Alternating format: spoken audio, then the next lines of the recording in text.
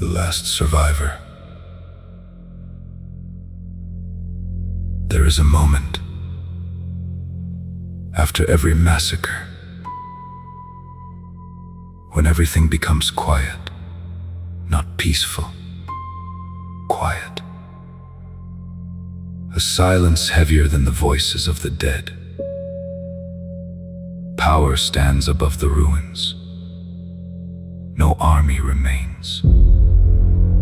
No city. No house untouched. And power thinks it is over. But there is always something power forgets to count. One man. One survivor. Sitting among the ruins. Alone. No sword, no army, no money, no shelter. Not even a grave for those who came before him. The conqueror looks at him and sees no danger, only a remnant. A piece of human ash that somehow refused to disappear. But he does not understand. A man does not become dangerous because of what he possesses. He becomes dangerous because of what he remembers. That survivor did not live for himself. He carries those who could not survive. Their names, their faces, their voices, their footsteps, the laughter of a child who never knew it would become a memory. The voice of a father who was never given a grave. The hand of a mother that no longer exists, and above all, he carries their final request. Do not let our death become the end. They wanted him to be the last human being, yet, without knowing it,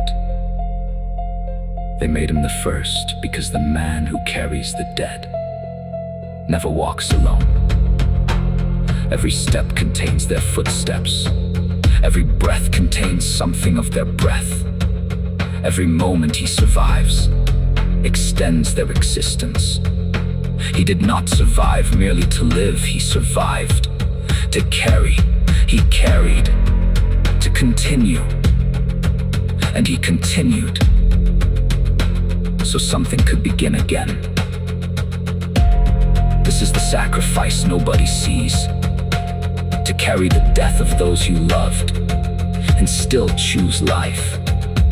To let the dead live inside your memory and keep walking to become the last witness and the first builder.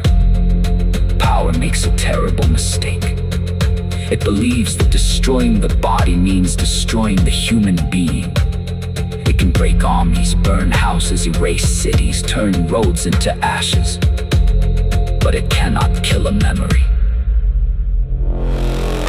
When that memory has learned to walk, the survivor becomes a grave for thousands of names, a library for thousands of stories, a seed for generations not yet born.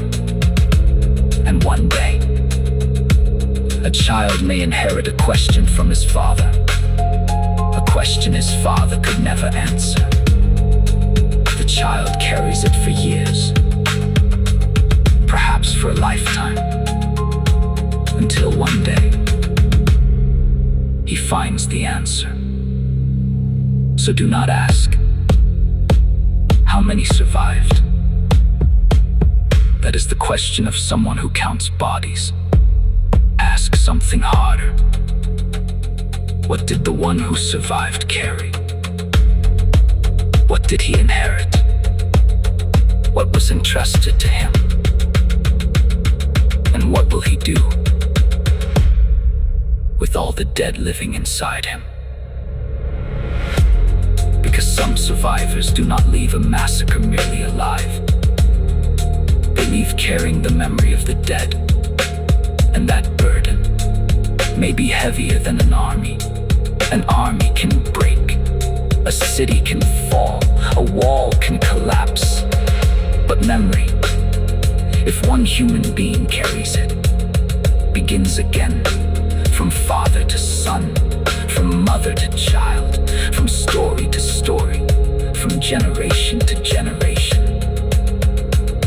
And eventually, the conqueror understands the truth too late. When he believed he had destroyed the last of them, he had given one of them the responsibility of beginning again. The survivor is not their ending. He is their witness, their memory, their unfinished sentence.